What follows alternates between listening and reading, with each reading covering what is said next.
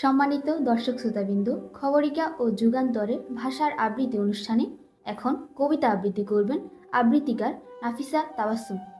আমার মাতৃভাষা মীনাক্ষী রায়। বাংলা মায়ের সিদ্ধ শীতল কোলে বাংলা আমার ফুটলো আদো বলে। উঠতে পড়তে কাদার পলে মাখি মায়ের মুখে বাংলা ভাষা শিখি। প্রাণে আমার বাংলা বাউল গান, রক্তে আমার বাংলা ভাষার টান।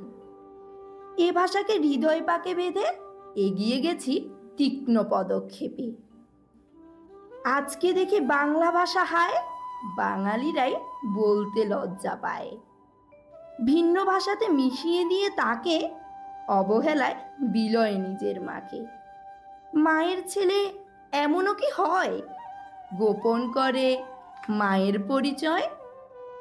ভুলতে আমি চাই না আমার মাকে। ছোট্ট ছেলে মা ডেকেছি তাকে।